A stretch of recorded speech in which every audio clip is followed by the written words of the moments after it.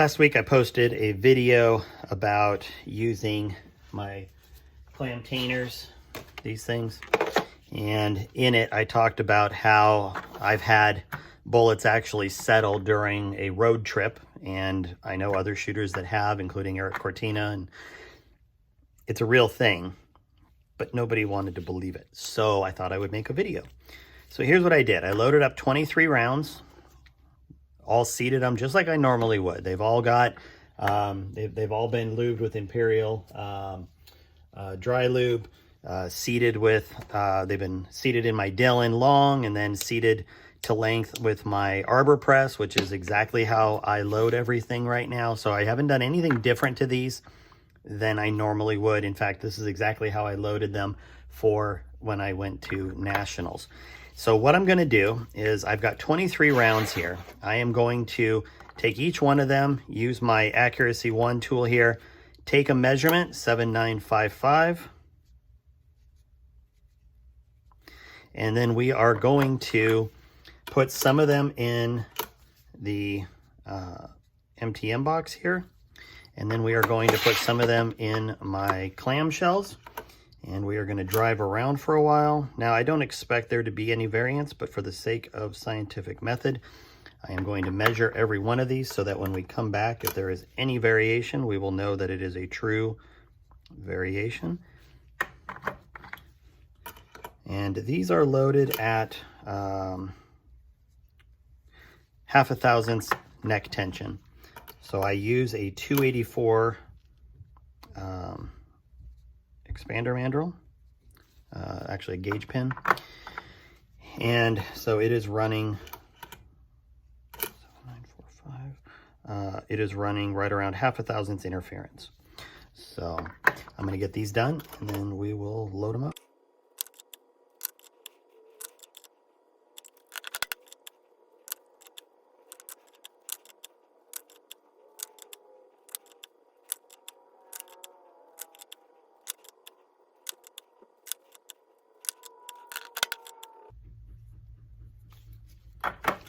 Okay, so these have all now been labeled. I am going to take a portion of them and put them in here.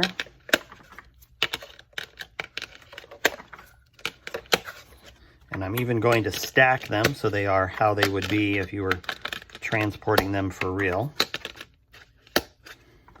Okay. So that's how I would load them up. In fact, let's get them nice. Let's get them all flush at the bottom here.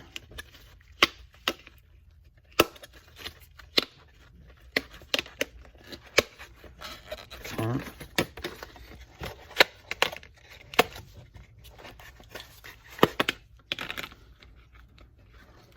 So this is pretty much how they would be if I was transporting them to a match. I mean, I don't make sure they're exact, but that is how I transport those. And then for these, let's see here.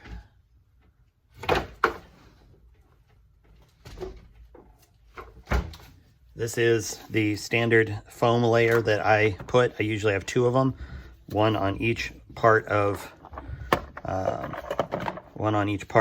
but we're just going to put these right in the middle here so that it is a nice fair comparison. So that would represent the foam under normal conditions. And you can, if you listen, there's not a lot of rattle in there. There's just a little bit of dirt, but there's a little bit of rattle, so you can tell the foam's doing its job. Same thing here, okay? So now I am going to put these in a box, put them in my truck, and we're gonna drive around for a while. Let's have some fun with this. All right, so here we go. I just put, in the interest of fair testing, here's the box, the MTM box, and here is the clam tainer. So you can see everything's ready to go. Now, normally people don't pack these in boxes, so I'm actually giving this an added advantage of a little bit of padding because of the cardboard, but I knew if I didn't, somebody would complain. So I'm just packing these both in the same box, and these are going to be in the back of the truck. Now, the one nice thing is that this does represent what it would look like if you were shipping your ammo to a match. So for that comparison, it definitely makes sense. So let's get them loaded up in the truck and see what happens. Well, here's the first part of the test. We're just going to leave it here in the back of my truck. You know, presumably how somebody would take it to a match. We'll do this for a while, and then we'll put it in the bed of my truck, which would more simulate, you know, how other people transport to matches or a delivery truck kind of thing. It's been a couple days. I have had my cardboard box here, which had my MTM box and a Click-It clam pack. As I showed you, it's been in the back of my, you know, the back cab area. I've also put it in the bed of my truck. It's spent some time riding around, just, you know, freeway, local, whatever I've been doing. And in all fairness, so you know, I also treated this as if it had been shipped or sent on a plane, which means I've held it out waist high, dropped it half a dozen times, kicked it a couple times on the floor, held it upside down, dropped it a couple more times, you know, all from 2.5, 3 feet off the ground. Nothing that wouldn't happen if you were to send this either on an airplane or through UPS. So not abusive by any means. I certainly could have driven for a longer period of time, you know, like a week or 2 weeks to simulate a 500 or 1,000 mile drive like I use them for. And again, keep in mind, I am not talking about driving to your local range or to a range an hour or two away. I'm talking about long distance range matches where you're having to travel a very long distance, either by shipping it on a plane or in a vehicle. So this is a fraction of what it would experience going through any of those. So let's get this fired up. You can see I've already written down C for Click It, M for MTM. Let's start with the Click It. Now, the first thing I will say is that I am willing on any of these to accept that there could be a very minor amount of change simply because of using the tool, applying pressure, or, you know, just that kind of thing. So I do expect to see maybe a 0.5 thousandths, something like that on occasion. But my guess is that these moved a little bit. I'm guessing some of these or all of these moved more, but I would expect that there are still plenty in both boxes that are right at pretty much the number that we wrote. So let's see what happens here. Okay. So 0 change, 0 change,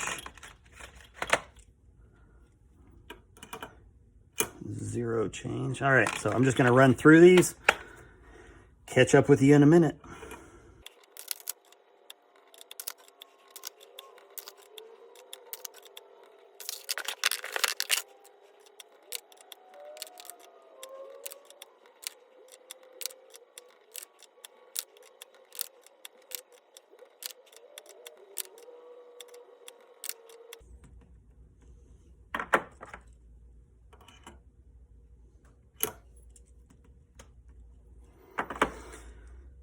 Okay, so that was everything in the box, everything in the Click-It clams.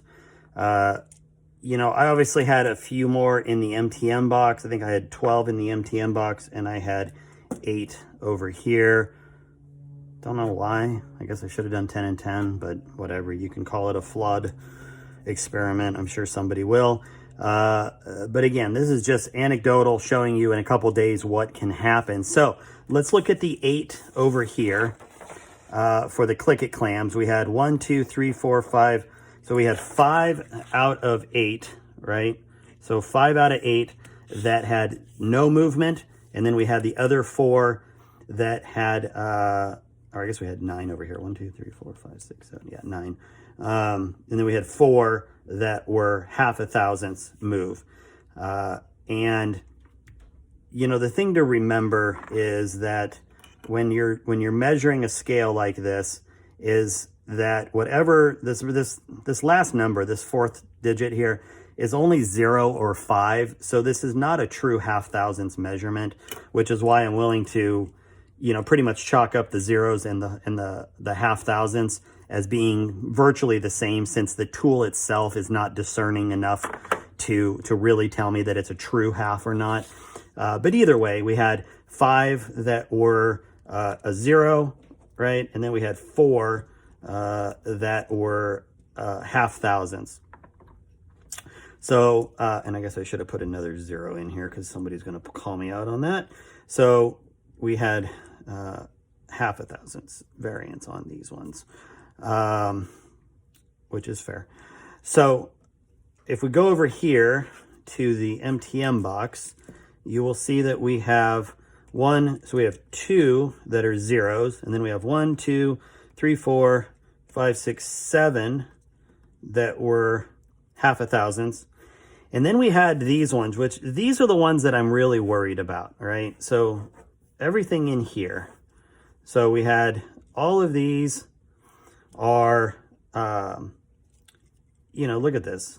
1, 5, 1, 5, off of where it should have been. So, you know, 1.5 thousandths, you know, I get it. It's not a ton.